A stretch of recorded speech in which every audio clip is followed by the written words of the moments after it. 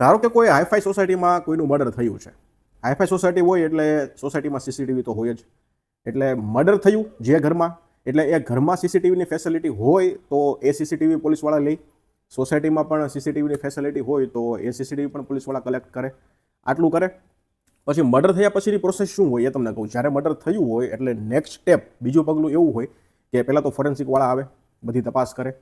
સાથે સાથે પોલીસવાળા આવે, આખા ઘરની તપાસ કરે. પછી ઘરના જે વડીલો હોય, વ્યક્તિઓ હોય, સંબંધીઓ હોય એની પૂછપરછ કરે. આજુબાજુમાં પડોશી હોય એની પૂછપરછ કરે. અને એના જે નજીકના મિત્ર સર્કલ હોય એની પૂછપરછ કરે.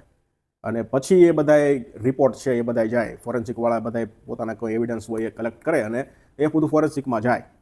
અને પછી સીસીટીવી જોવામાં આવે. તો સીસીટીવી જોવે એટલે ધારો કે એમાં બતાવે કે પેલો વ્યક્તિ છે એ આટલા વાગે એ રૂમમાં ગયો હતો. અને ફોરેન્સિકવાળા છે એ લાશ હોય એનું પોસ્ટમોર્ટમ કરે તો ત્યારે એમાં એને ખબર પડે કે કેટલા વાગ્યા આસપાસ મર્ડર થયું છે. એટલે કેટલા વાગ્યા આસપાસ મર્ડર થયું છે એ અને પેલો વ્યક્તિ એ રૂમમાં કેટલા વાગે ગયો છે એ, બરોબર, એ બંને સમય મેચ કરે. એ બંને સમય મેચ કરે અને પછી એની ધરપકડ કરે. એટલે આ રીતનું હોય. હવે આ ફિલ્મમાં જે તમને બધું બતાવ્યું છે ને, મારે ડિટેલમાં કાંઈ નથી કહેવું, પણ આ ફિલ્મમાં જે બધું બતાવ્યું છે ને એ બધું ઉપરથી ને રમતા ફિલ્મ બનાવી હોય ને એવું લાગે છે. બ્લેક બર્થડે નામની ફિલ્મ જોઈ મેં. એમાં 2 મર્ડર થાય છે, બરોબર. પહેલું મર્ડર છે એનું સસ્પેન્સ એ લોકો ઇન્ટરવલ પહેલાં જ ખોલી નાખે છે.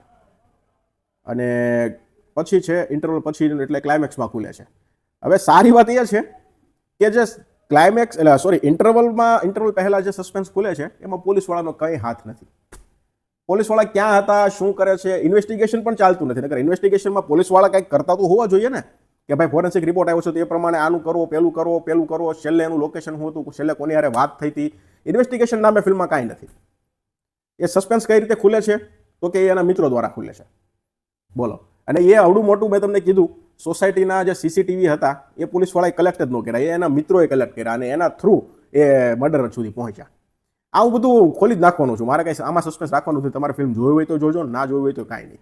કારણ કે આ થિયેટરમાં જોઈએ એવી ફિલ્મ જ નથી.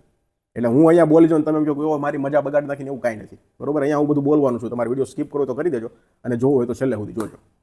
એટલે સોસાયટીના સીસીટીવી છે પાછા એના મિત્રો ઉઠાવે છે. પોલીસવાળાને તો લગભગ એના વિશે ખબર જ નહીં હોય કે સોસાયટીમાં પણ સીસીટીવી લાગેલા છે. જો સોસાયટીના સીસીટીવી પોલીસવાળાએ ઉપાડ્યા હોત ને તો કદાચ એ મર્ડર સુધી કદાચ એ પહોંચી જાય. પણ નહીં, મેકર્સ કે ના એવું નથી કરવું આપણે, કે એના મિત્રો છે, એને લાગણી છે કે એને પકડવા દો આપણે. એટલે એના મિત્રોએ સોસાયટીમાં સીસીટીવી ઉપાડ્યા અને સીધા એ પહોંચી ગયા પેલાની ઘરે. એટલે એ સસ્પેન્સ ત્યાં ખુલી ગયું. પછી ઇન્ટરવલ પછીનું જે એક મર્ડર થાય છે તો એનું તો તમને ખબર જ પડી જાય. ઇન્ટરવલ પછી થોડીક ફિલ્મ આવશે એટલે ખબર પડી જાય કે આ જ મર્ડર કરેલું હોય છે અને એ જ નીકળે છે. એટલે થ્રિલ નથી, ટ્વિસ્ટ નથી અને તમને કંઈક છેલ્લે સુધી પકડી રાખે એવું કોઈ સાધન જ નથી સ્ક્રીન પ્લેમાં. ફિલ્મની સ્ટોરી તો કે સાવ બેકાર છે. આના જેવું અનેકો વાર હિન્દી, ગુજરાતી, તામિલ, તેલુગુ, મલયાલમ બધી ભાષામાં જોયેલું જ છે. મેન હીરો છે એને જ બધાને પ્રેમ કરવો છે. પેલો ભાઈ કે માને પ્રેમ તો કે મેન હીરા થશે છે. પેલી બેન કે મારે પ્રેમ તો કે મારે મેન હીરા થશે. એટલે main hero, main character Ajay Trivedi છે એની હારે જ બધાને પ્રેમ થાય છે. પેલો કે તો કે હા મને પ્રેમ છે, પેલી તો કે મને પ્રેમ છે, પેલી તો કે મને પ્રેમ છે, આ ભાઈને તો કે એને બીજા હારે પ્રેમ છે. મર્ડર ઇન્વેસ્ટિગેશનના નામે આ શું વેચ્યું છે એ મને ખબર નથી પડતી. ઇન્વેસ્ટિગેશનમાં કાંઈ છે જ નહીં, પોલીસવાળા કાંઈ કરતા જ નથી એવું જ લાગે છે આપણને. જો ટેકનિકલી વાત કરું તો ટેકનિકલી પણ ફિલ્મ ઇમ્પ્રેસ નથી કરતી. ફિલ્મનું મ્યુઝિક છે એ પણ એવરેજથી નીચું છે. બીજીએમની વાત કરીએ એ પણ એવરેજથી નીચું છે. પછી સ્ક્રીન પ્લે એવરેજથી નીચે છે. કલર ગ્રેડિંગ એવરેજથી નીચે છે. એડિટિંગ એવરેજથી નીચે છે.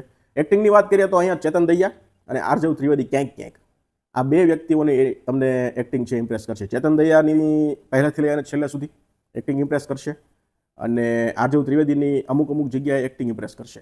એના સિવાય બધા કલાકારોની એક્ટિંગ છે એવરેજથી નીચે. અને જીતેન્દ્રભાઈની જે એક્ટિંગ છે તો બહુ ખરાબ છે. સિનિયર કલાકાર છે પણ મારે કહેવું પડે છે બહુ ખરાબ છે. ઇમોશનલ સીન, દીકરીના પપ્પા જેનું મર્ડર થઈ ગયું છે એના પપ્પા, અને પણ એની એક્ટિંગ તમે જુઓ બહુ ખરાબ છે એક્ટિંગ. એટલે એક્ટિંગની દ્રષ્ટિએ પણ ફિલ્મ નિરાશ કરે છે. અને આંખે ઉડીને આવે ને વળગે ને એવી ભૂલો છે ફિલ્મમાં. ઘણું બધું છે. હવે કહેવા બેસીશ તો લગભગ ફિલ્મ જેટલો જ વિડીયો થઈ જશે, પણ સ્કીપ કરવા જેવી ફિલ્મ છે. આમાં મર્ડર મિસ્ટ્રી છે પણ આમાં તમને કાંઈ એવું લાગતું નથી કે આ મેં શું જોઈ લીધું, એવો એક મોમેન્ટ નથી આમાં. આખી ફિલ્મમાં, આખા સ્ક્રીન પ્લેમાં ક્યાંય એવો ટ્વિસ્ટ નથી. એક ગેવાળો ટ્વિસ્ટ નાખ્યો છે પણ એ કાંઈ એટલો બધો ખાસ બેસતો નથી. તમે ઇમોશનલી પણ કોઈ કેરેક્ટર સાથે કનેક્ટ નથી થતા. નકર આપણને એવું થાય કે ઓકે હીરો અને હિરોઈન છે, પ્રેમમાં હતા અને હવે બિચારા હીરોને એટલું બધું દુઃખ પડ્યું છે તો આપણે ત્યાં અટેચ થઈ જઈએ, એવું કાંઈ નથી. અને આ ગે વાળું તો હવે યાર ગુજરાતીમાં આવવા માંડ્યું છે બોલિવૂડમાંથી, એટલે આ બધું બંધ કરો, નથી સારું લાગતું.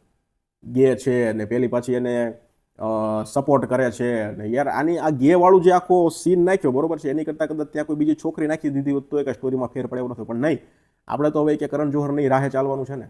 કરણ જોહરને એ બધા જે ગે વાળા આખી સિચ્યુએશન છે એ બધી બોલિવૂડમાં આવ્યું છે, તો આપણે ગુજરાતીમાં પણ કેમ નહીં? એટલે ગે વાળું આમાં નાખ્યું છે. અને હવે મને તો હજી લાગે છે ભવિષ્યમાં જે આનું પણ બહુ આવશે, LGBTQ ગે ફલાણું ફલાણું. એટલે આ બધું છે ને, આ ફિલ્મ આખી સ્કીપ કરવા જેવી છે. આમાં કંઈ નથી. તમે મર્ડર મિસ્ટ્રી નામે જોવા જાઓ તો પછી તમે પછતાશો. આપણે રેટિંગ આપવાની બંધ કરી છે, આજથી આપણે કોઈ ફિલ્મને રેટિંગ નથી આપવા. સ્કીપ કરવા જેવી છે તો આપણે કહી દઈશું સ્કીપ કરવા જેવી છે. એક ટાઈમ જોવા જેવી છે તો કહી દઈશું વન ટાઈમ વોચ છે. અને એવું થશે કે ફિલ્મ જોવા જેવી છે, લોકોને કહેવા જેવી છે, તો કહી દઉં રેકમેન્ડ છે, રેકમેન્ડ કરું છું, જોવા જેવી છે ફિલ્મ, થિયેટરમાં જઈને જોજો. આપણે એ રીતનું કરવું છે, રેટિંગ બેટિંગ સિસ્ટમ બંધ કરી દેવી છે. એટલે આ ફિલ્મનો જો ઇનશોર્ટ રિવ્યૂ કર્યું તો સ્કીપ કરવા જેવી છે. જોવા જશો તો પછતાશો. મને તો ફિલ્મ જરાક પણ લાગવી. તમારે ટ્રાય કરવી હોય તો થિયેટરમાં લાગેલી છે તમારા આજુબાજુમાં, ટ્રાય કરી જોજો. ધન્યવાદ.